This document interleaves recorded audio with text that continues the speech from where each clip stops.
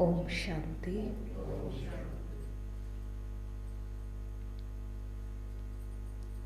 आज बाबा बोले, मीठे बच्चे, तुम्हारा कर्तव्य है अविनाशी ज्ञान रत्नों की कमाई करना। तुम्हारा कर्तव्य है अविनाशी ज्ञान रत्नों की कमाई करना और कराना। दान पूछकर नहीं किया जाता, करके दिखाना है। दान पूछकर नहीं किया जाता, करके दिखाना है। क्या समझ आया? क्या फरमान है बाबा का?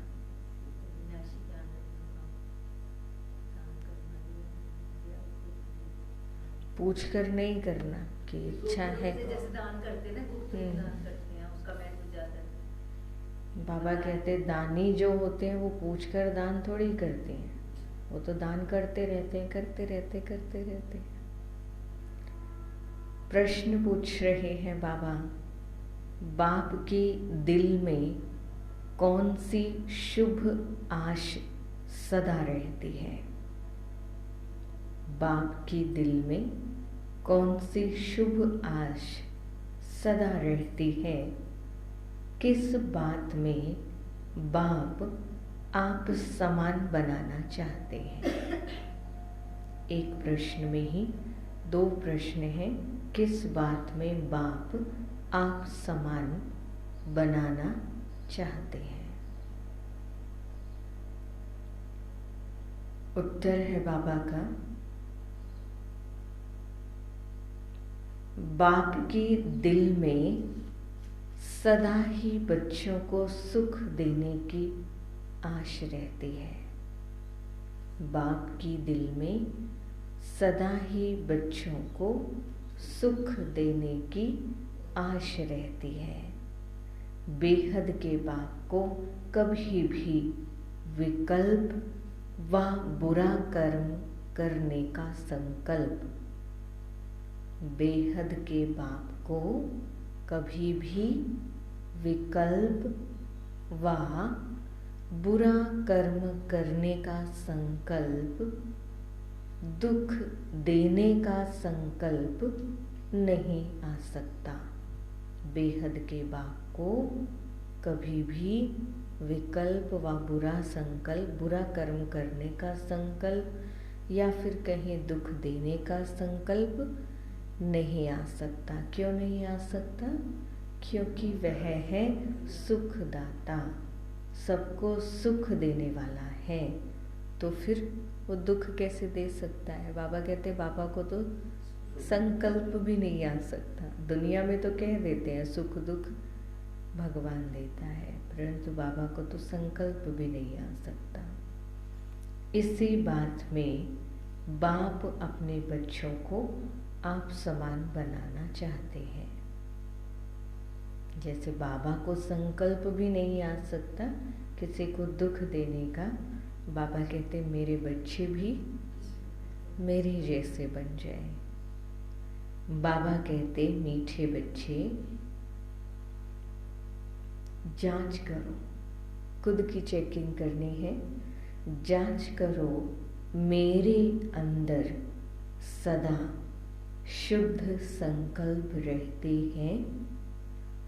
मेरे जो थॉट्स हैं, संकल्प हैं, सुबह से लेकर रात तक जो संकल्प मुझे आते हैं, बाबा कहते हैं उनकी चेकिंग करो। शुद्ध संकल्प है, विकल्प तो नहीं आते हैं।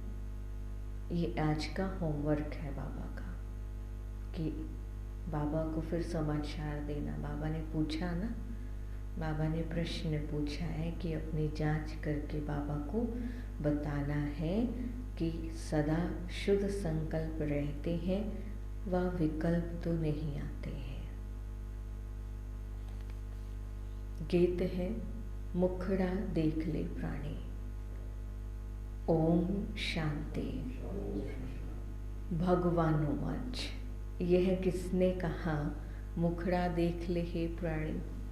प्राणी कहा जाता है जीव आत्मा को। जीव आत्मा बच्चे हैं ना बाप के, जानते हैं हम आत्मा है।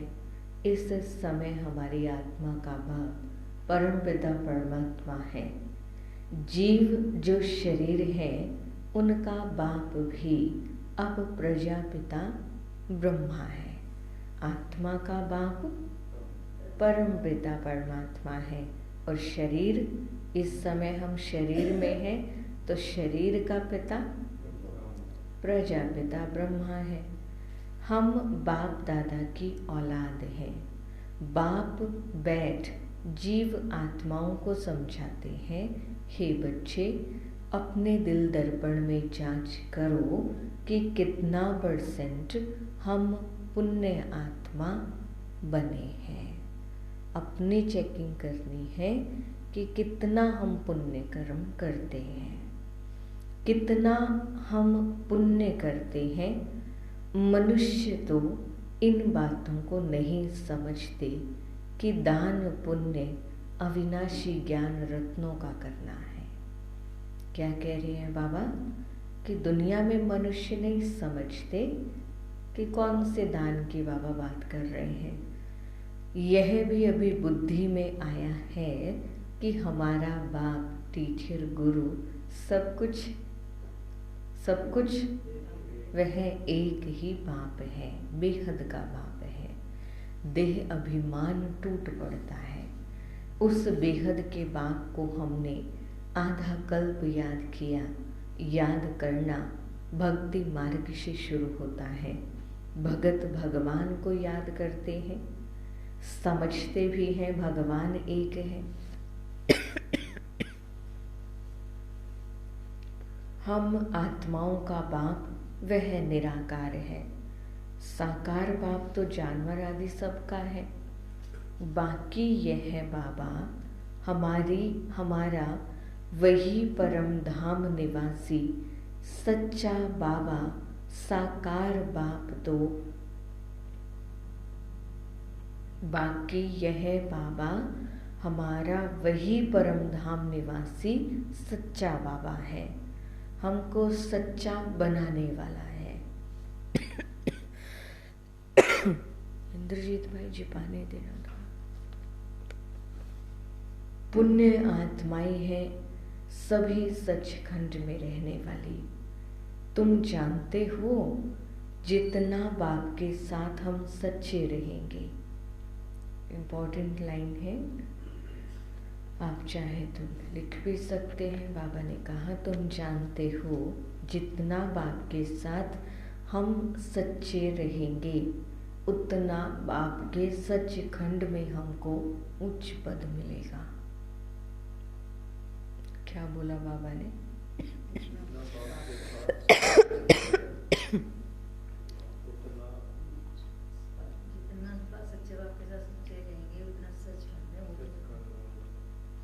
सचखंड में उतना उच्च पद मिलेगा।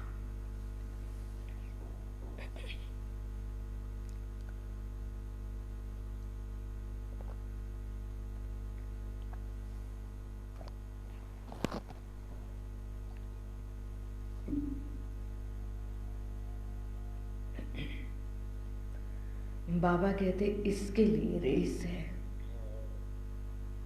किसके लिए? उच्च पद पाने के लिए तो रेस है ना। तो बाबा कहते उस पढ़ाई से भी कोई बैरिस्टर बनता है, कोई इंजीनियर बनता है, कोई पक्का कोई कच्चा, कोई पक्का कोई कच्चा। कोई की आमदनी लाख रुपया तो कोई की 500 रुपया भी मुश्किल। तो बाबा कहते पढ़ाई पर मदार ठहराना, जैसी पढ़ाई पढ़ेंगे वैसा पद मिलेगा। तो फिर बाबा को तो नहीं कह सकते ना, हम जैसा पुरुषार्थ करेंगे वैसा पद हमें मिल जाएगा। बाबा कहते अब तुम बच्चे अविनाशी ज्ञान रत्नों से भंडारा भरते हो, जो काम आना है। धारणा कर पुण्य आत्मा बनना है। औरों को भी दान देकर पुण्य आत्मा बनाना है। दिल से पूछना है हम कितना धारण कर और पुण्य करते हैं। ये लाइन भी लिखो जो लिख रहे हैं, बाबा ने चेकिंग पॉइंट दिया है। दिल से पूछना है हम कितना धारण कर और पुण्य करते हैं। यानी पहले धारण करना है खुद, और फिर तभी तो दूसरों को ज्ञान सुनाएंगे जो पुण्य का कर्म है। तो बाबा कहते तभी तो उनके ऊपर असर होगा उसका अच्छा। अगर पुण्य नहीं करते फिर तो जरूर पाप आत्मा ही रह जाते हैं। तो अपना मुखड़ा देखना है। आज का गीत बाबा ने सुनाया, मुखड़ा देख ले प्राणी जरा दर्पण में। कौन सा दर्पण? अपना दिल रूपी मन रूपी दर्पण। खुद की चेकिंग खुद करनी है।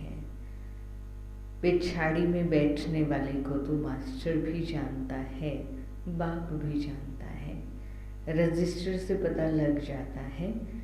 अब वह तो हुई स्थूल बातें, यह है गुप्त। मम्मा बाबा धारणा कराते रहते हैं। अविनाशी ज्ञान रत्नों को धारण करो और कराओ। खुद ही पुण्य आत्मा नहीं बनेंगे तो औरों को कैसे बनाएंगे? यह कोई दुनियावी बातें नहीं है, यहाँ तो है ईश्वरीय बातें। जितना जो साहूकार होता है उतना उनको खुशी का पारा चढ़ता है। धन तो मनुष्यों के पास बहुत है, कमी है कोई दुनिया में धन की? बाबा कहते धन तो मनुष्यों के पास बहुत है ना।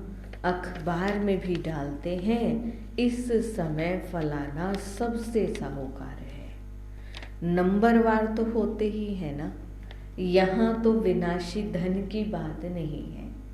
बाबा के घर में बाबा कहते यहाँ तो विनाशी धन, जो विनाश हो जाएगा उस धन की तो बात नहीं है। यहाँ है अविनाशी ज्ञान रत्नों की कमाई करना और कराना।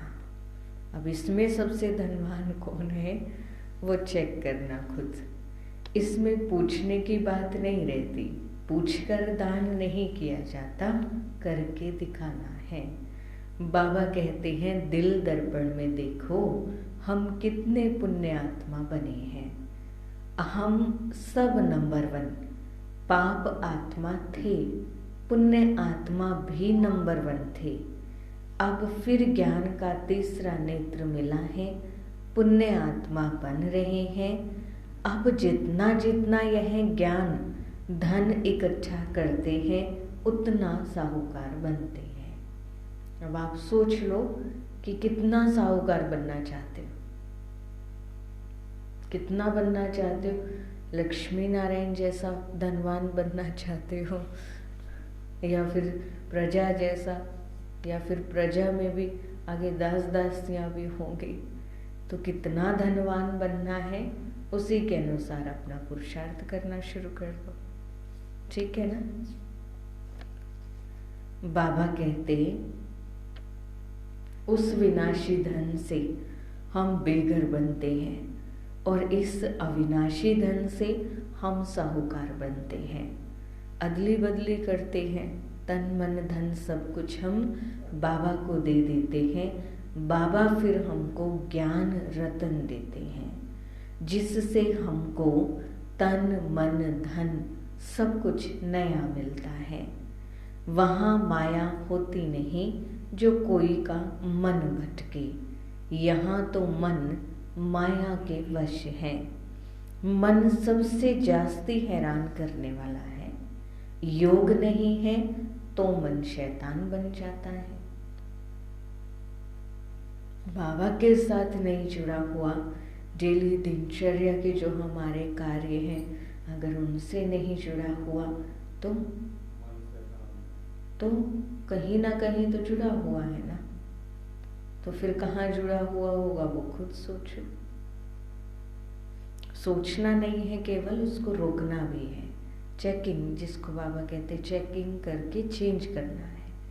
चेकिंग की खुद की कि मेरा मन सही दिशा में चल रहा है, नहीं चल रहा है तो उसको उसी टाइम स्टॉप और बाबा की तरफ, या बाबा की कोई मुरली सुनो, कोई क्लास सुनो, कोई गीत सुनो, कुछ भी सुनो, बाबा की तरफ चला जाएगा।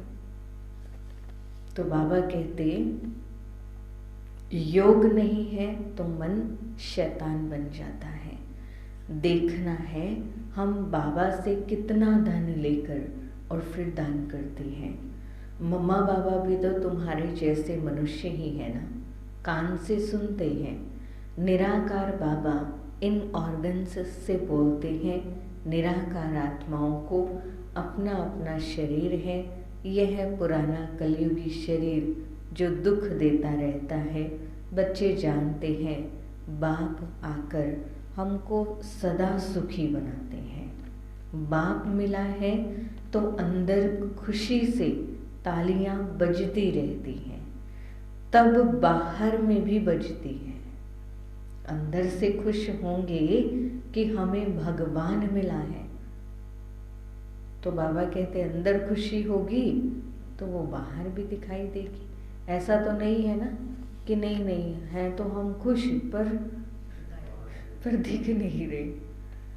तो बाबा कहते अंदर होगी तो बाहर भी दिखेगी, बाहर भी ताली बजेगी। पहले संकल्प की ताली अंदर बजती है, फिर बाहर बजती है। सबसे पहले संकल्प तो मन में ही आता है ना, अंदर ही संकल्प आया ना, तो संकल्प अंदर आएगा तो बाहर भी आएगा। पहले अंदर आएगा कि यह करें, फिर कर्मेंद्रियों से कर लेते हैं, है ना। पहले अंदर में संकल्प आया कि अभी ये कर्म हमें करना है, ये काम करना है, यहाँ जाना है, वहाँ जाना है, संकल्प आया ना, तो उसी के अनुसार कर्मेंद्रियाँ चल पड़ी। तो जांच करनी चाहिए कि हमारे अंदर शुद्ध संकल्प आते हैं व विकल्प आते हैं। संकल्प शुद्ध ख्याल को और विकल्प अशुद्ध ख्याल को कहा जाता है। बाबा संकल्प और विकल्प की डेफिनेशन दे रहे हैं कि संकल्प माना शुद्ध संकल्प, शुद्ध थॉट्स, पॉजिटिव जिसको कहते हैं, और विकल्प माना अशुद्ध, नेगेटिव होगा या व्यर्थ होगा तो विकल्प है। तो बाबा कहते बेहद के बाप को कोई विकल्प थोड़े ही आएगा, वह तो है ही सुखदाता। तुम्हारे पास विकल्प आएंगे। बाबा मना नहीं कर रहे हैं कि मेरे बच्चे बन जाओगे तो आपको विकल्प नहीं आएंगे। बाबा कहते तुम बच्चों को आएंगे, किसको दुख देने के व विकर्म करने के। मैं तो तुमको हूबहू आप समान बनाने आता हूँ। बाबा कहते हमें तो आते थे ना बच्चों को, तभी तो बाबा आए। बाबा ने सिखाया कि नहीं बच्चे, ऐसे विकल्प नहीं करने, नहीं आने देने। यह तो बाबा कहते जानते हो, बाप हमेशा बच्चों को आप समान बनाते हैं। बच्चों को जन्म कोई दुख के लिए थोड़े ही देते हैं। दुख तो कर्मों के अनुसार मिलता है। माँ बाप की आशा रहती है कि बच्चों को बहुत सुखी रखें, परंतु माया की प्रवेशता है। लौकिक बाप समझते हैं बच्चों को शादी कराए बहुत सुख देते हैं। शादी करा दी, सोचते हैं बहुत सुख दे दिया हमने बच्चों को अपने। बाबा कहते परंतु पारलौकिक बाप कहते हैं शादी किया माना बर्बादी किया। हम तुमको ऐसा गुलगुल बनाते हैं जो स्वर्ग में तुम शादी करेंगे तो पटरानी पट राजा बनेंगे, झूलों में झूलेंगे। बाबा ने कितनी बड़ी बात कह दी। बाबा कहते दुनिया में जो लौकिक बाप हैं वो तो सोचते हैं शादी कर दी, सब कुछ दे दिया, सुख दे दिया, परंतु बर्बादी क्यों कह रहे हैं बाबा? क्योंकि गृहस्थी आज के समय में कैसी बन गई है सबको पता है। कितने दुख हैं, झंझट हैं। आजकल तो आज शादी हुई हो, पता चले 1 हफ्ते के बाद तलाक भी हो गया, फिर उसके झंझट में पड़े रहो, कितना कुछ चलता रहता है। परंतु बाबा कहते यह बाप तो यानी शिव बाबा तो हमें ऐसे स्वर्ग में लेकर जाएंगे जहाँ शादी करेंगे तो पटरानी पटराजा बनेंगे, सुखों के झूले में झूलेंगे। ऐसी दुनिया के सुख बाबा कहते मैं तो तुम्हें देने आया हूँ। लौकिक बाप और पारलौकिक बाप की बुद्धि में देखो कितना फर्क है। वो हमें पटरानी पटराजा बनाने आए हैं और वो हाँ जी, उसका फर्क नहीं समझते। वो सोचते हैं कि दुनिया में जो चला आया है वो ठीक है, जब समझेंगे तब पता चलेगा। तो बाबा कहते इस समय माया के संस्कार मनुष्यों में बड़े कड़े हैं, जैसे अजामिल हैं। मैं तो चाहता हूँ बच्चों को इतना सुखी बनाऊं जो एकदम झूलों में झूले। बेहद के बाप के दिल के अंदर बच्चों के सुख के लिए कितनी फर्स्ट क्लास आशा रहती है।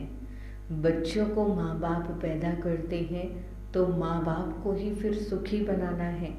बेहद का बाप भी चाहते हैं बच्चे सुखी बने, परंतु लौकिक और पारलौकिक बाप की बुद्धि में बहुत फर्क है। बेहद का बाप कहते हैं बेहद का बाप कहते हैं एक मुझ साथ बुद्धि का योग जोड़ो और सब लौकिक माँ बाप मित्र संबंधी आदि जो भी हैं उन सब से बुद्धि का योग तोड़ना है। मैं तुम्हारा सब कुछ हूँ। माया तुमको हर बात में दुख दिलाएगी। मैं तुमको सुख का सागर बनाता हूँ। मैं खुद राजाई का सुख नहीं भोगूंगा, परंतु कहेंगे तो सही ना, सुख का सागर, शांति का सागर, तभी तो सुखी बनाता हूँ। बाबा कहते मैं तो तुम्हें सुख का सागर बनाता हूँ, मैं खुद नहीं बनता। खुद बाबा स्वर्ग में नहीं आते, परंतु बच्चों को बनाते हैं। लेकिन फिर भी बाबा की महिमा तो है ना, बाबा सुख के सागर हैं, शांति के सागर हैं और ज्ञान के सागर हैं। तो बाबा कहते जब मेरी महिमा है, मैं ऐसा कर्तव्य करता हूँ, तभी तो मेरे लिए गाया है ना।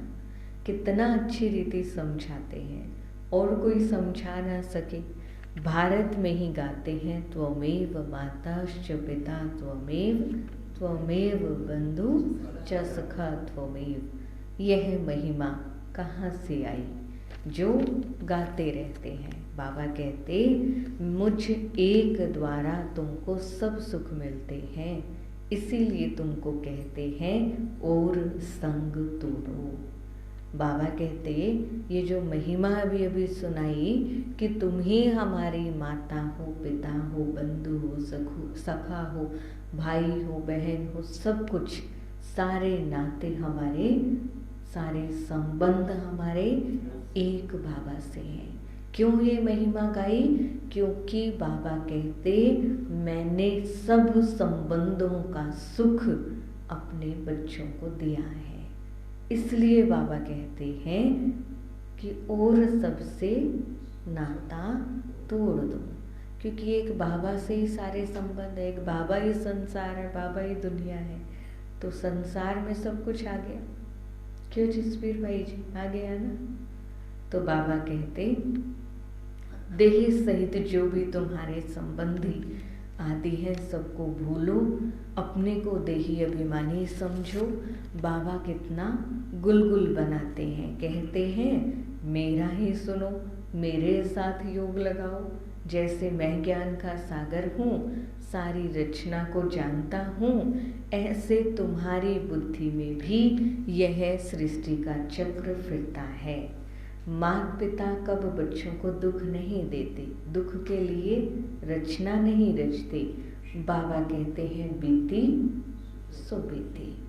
ड्रामा अनुसार अब गुलगुल पवित्र बनो, वहाँ तो विकारों की बात नहीं होती। महाराजा महारानी बनते हैं, सारी दुनिया कहती है सतयुग हेवन वॉइसलेस वर्ल्ड है। वहाँ के देवी देवताओं को सब पूछते हैं, क्यों? क्योंकि पवित्र थे, सर्वगुण संपन्न थे। 16 कला से फिर कलाहीन बनना ही है। चंद्रमा भी पिछाड़ी में देखो कैसा हो जाता है, जिसको अमावस्या कहते हैं। यह भी ऐसे ही है। मनुष्यों में कोई गुण नहीं रहा है। 16 कला तो क्या, 16 कला तो क्या, एक कला भी नहीं रही। एक कला भी ना रहने से इसको घोर अंधियारा कहा जाता है। फिर कलाएं आते आते 16 कला बन जाएंगे। अभी चेक करना कितनी कलाएं आ गई है हमारे अंदर। चेक कर सकते हैं ना, कौन कौन सी कला अभी हमने धारण कर ली है। क्योंकि बाबा कहते हैं कि यहाँ से कलाएं धारण करेंगे, यहाँ से गुण धारण करेंगे, शक्तियाँ धारण करेंगे, वही तो साथ लेकर जाएगी आत्मा। तो बाबा कहते अभी तुम कलाहीन काले बन पड़े हो। ब्रह्मा की अंधियारी रात कही जाती है, ब्रह्मा को प्रजापिता कहा जाता है। तुम कहलाते हो ब्रह्मा कुमार कुमारी। पहले बीके की अंधियारी रात थी, अब पहले तो हमारे लिए भी अंधियारी रात थी ना, और अब सोचने में आए। बाकी दुनिया नहीं आई है, लेकिन बाबा के बच्चे तो आए हैं। फिर 16 कला बनते हैं। जो 16 कला सूर्यवंशी थे उनकी कलाएं कम होती गई। अब फिर सब कलाएं धारण कर रहे हैं। ऐसा धारण करते हैं जो सतयुग में 16 कला संपूर्ण बनते हैं। जैसे राजा रानी 16 कला संपूर्ण, वैसे ही लकी स्टार्स यथा राजा रानी तथा प्रजा नंबरवार तो होते ही हैं। अभी तो राजाएं रंक बन गए हैं, रंक से ही फिर राजा बनेंगे। अब बाबा कहते हैं इन सबको भूल अशरीरी बन जाओ। अपने को देही समझ, मित्र संबंधी आदि सबको भूलो। अब तुम सब कुछ बलि चढ़ते हो। हम तुमको अविनाशी ज्ञान रतन देते हैं। एक एक रतन की वैल्यू कोई नहीं कर सकता।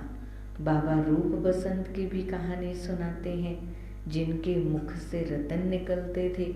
बाकी तो सब भक्ति मार्ग के शास्त्र बना दिए। सदगति करने वाला तो एक बाप है जो ज्ञान से तुम्हारी सदगति करते हैं। इसको ज्ञान अमृत भी कहा जाता है। मान सरोवर कहते हैं, अमृत भी कहते हैं। वहाँ पानी पिलाते हैं। ब्राह्मण लोग लोटी में पानी डालकर कहते हैं माँ अमृत है। वास्तव में यह ज्ञान तो नॉलेज है। बाबा कहते हैं लाडले बच्चे, तुम देही अभिमानी बनो, माया छोड़ेगी नहीं। तुम देही अभिमानी बनने की कोशिश करेंगे तो माया फिर देह अभिमानी बनाती रहेगी। यह लड़ाई नंबर 1 है। माया देह अभिमानी बनाएगी, एकदम खड्डे में डाल देगी। देरी नहीं करती। आप सोचोगे कि समय लगाएगी माया, समय नहीं लगाएगी। एक छोटा सा संकल्प अगर आया, डाउट आया, संशय आया, तो समझो माया के बनने वाले हैं। क्योंकि डाउट, संशय ही निशानी है माया की। बाबा के ज्ञान को लेकर या बाबा को लेकर या बाबा जो भी डायरेक्शन देते हैं, किसी को भी लेकर अगर डाउट आया तो उसी समय अपनी चेकिंग करो। कि क्यों आया, कारण क्या है। अपने आप को चेक करेंगे तो बच जाएंगे उसी समय। तो बाबा कहते छोड़ेगी नहीं माया, देरी नहीं करेगी, अपनी बुद्धि से काम लेना है, अपनी बुद्धि से काम लेना है। बुद्धि बाबा को दे दी ना, तन मन धन दिया ना बाबा को, अब तन दिया है तो तन में मन और बुद्धि भी तो आते हैं। तो बुद्धि बाबा को दी है और उस बुद्धि से जब हम काम लेंगे यानी सोच विचार करके चलेंगे तो बाबा हमारे से कुछ भी गलत नहीं होने देंगे। बाबा तो कहेंगे अच्छी रीति पढ़ो, तो टीचर का भी नाम वाला होगा। बाप है इजाफा देने वाला, अच्छी रीति पढ़ने वाले को और पढ़ाने वाले को इजाफा मिलता है, वाह निकलती है। पद भी ऊंच पाना है तो पहले पहले अपने दर्पण में देखो, हमारा बाप के साथ लव है ना। कितनी बाबा गहरी बात कर रहे हैं कि अपने आप को चेक करो, जितना मेरा मेरे बच्चों से प्यार है, खुद से प्यार है, क्या बाबा से भी उतना प्यार है या बाबा से उससे भी ज़्यादा है। चेक करना है, अगर कम है तो उसको बढ़ाना है। चेक करेंगे तभी तो बढ़ेगा, अगर चेक ही नहीं करेंगे तो फिर वो बढ़ेगा भी नहीं। फिर तो ये लगता रहेगा कि हम ठीक चल रहे हैं, हम जो कर रहे हैं वो ठीक कर रहे हैं, हम तो बस इतना ही कर सकते हैं। चेकिंग करेंगे तो चेकिंग माना ही तीव्र पुरुषार्थ की निशानी, आपका पुरुषार्थ बढ़ेगा जितनी चेकिंग करेंगे। बाबा कहते चेक करना है हमारा बाप के साथ लव है, कितना मैं देही अभिमानी बना हूँ, देह में कितना रहता हूँ और आत्म अभिमानी होकर कितना रहता हूँ। चेक करना है कितना मैं रात दिन पुरुषार्थ करता हूँ, मेरा स्व पुरुषार्थ क्या है। सारा दिन जॉब करना, काम धंधा करना, सब कुछ सारा दिन बच्चों के साथ टाइम स्पेंड करना, ये सब तो सारा दिन चलता है, परंतु मेरा स्व पुरुषार्थ कितना चलता है उसके साथ, वो चेक करने के लिए बाबा कह रहे हैं। देह अभिमान आने से यात्रा में खड़े हो जाते हैं।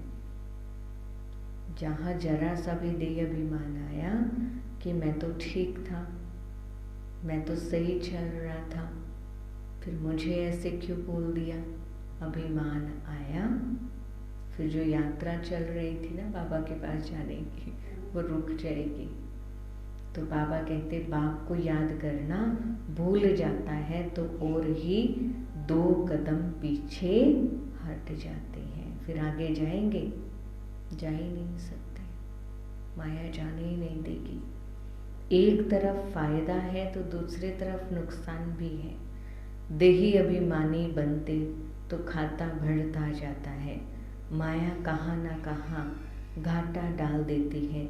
रिस्पॉन्सिबल बच्चे अपने खाते का विचार रखते हैं, माना संभाल रखते हैं कि मेरा खाता ठीक चल रहा है, रजिस्टर ठीक है मेरा, नहीं तो कोई दिवाला मारते हैं। यह व्यापार ही ऐसा है जो जमा भी होता तो ना भी होता, माया भुला देती है ना। तो देखना है कितना बाप को याद करते हैं और कितना औरों को आप समान बनाते हैं।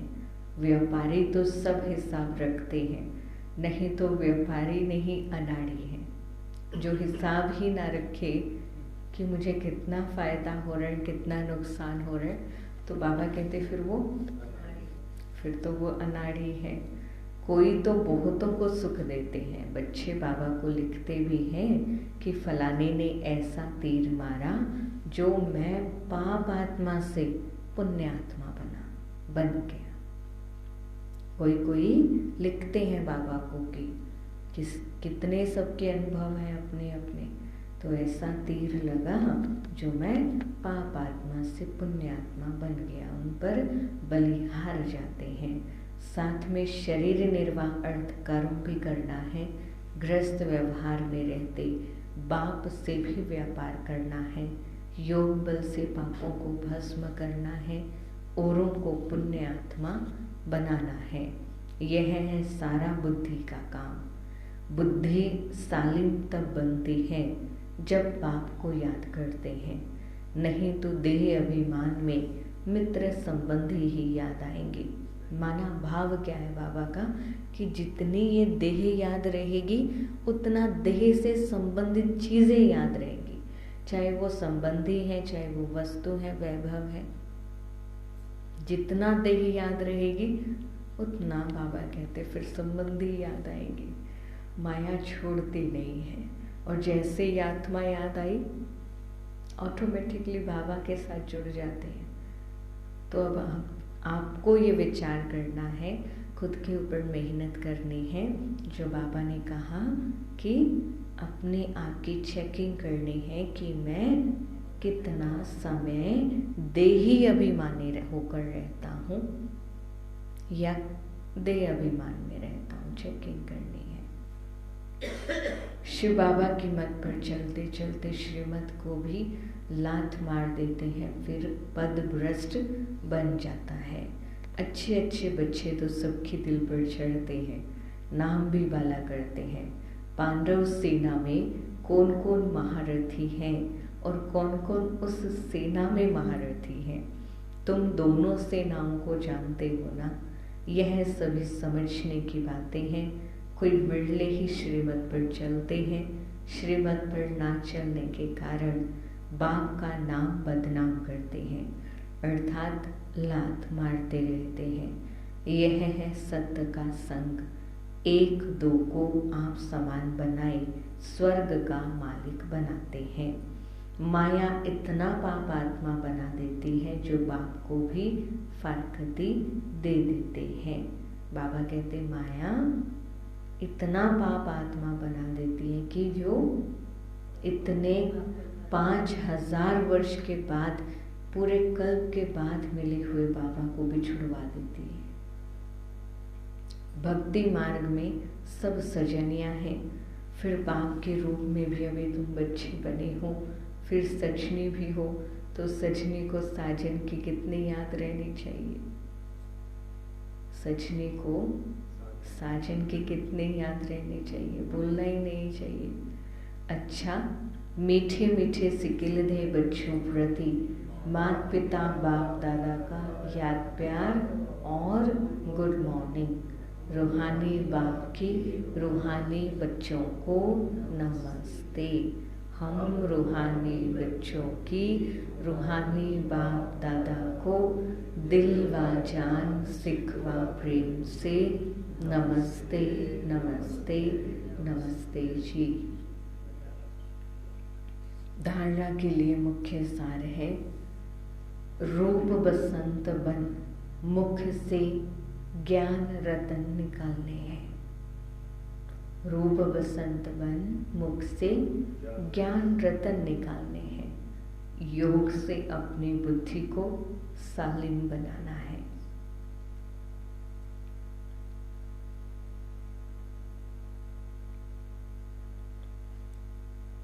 दूसरी पॉइंट है, बाप समान सबको सुख दे, सुखदाता बनना है। बाप समान सबको सुख दे, सुखदाता बनना है। कभी भी दुख देने का बुरा संकल्प व विकल्प नहीं उठाना है। कभी भी दुख देने का संकल्प, बुरा संकल्प व विकल्प नहीं उठाना है। वरदान दे रहे हैं बाबा, मन को श्रेष्ठ पोजीशन में स्थित कर पोज बदलने के खेल को समाप्त करने वाले, मन को श्रेष्ठ पोजीशन में स्थित कर पोज बदलने के खेल को समाप्त करने वाले सहज योगी भाव।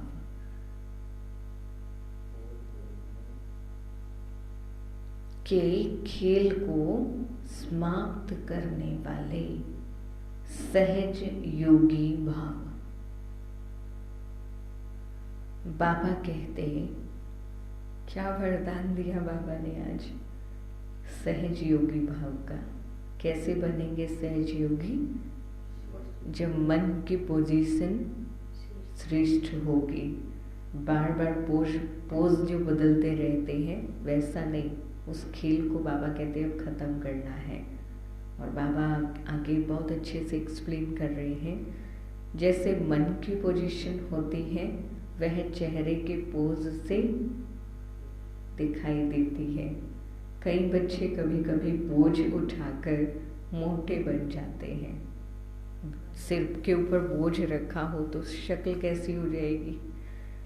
तो अगर मन के ऊपर बोझ है तो वो चेहरे से, बाबा का भाव क्या है, वो चेहरे से दिखाई देगा। बाबा कहते बोझ उठाकर मोटे बन जाते हैं। कभी बहुत सोचने के संस्कार के कारण अंदाज से भी लंबे हो जाते हैं।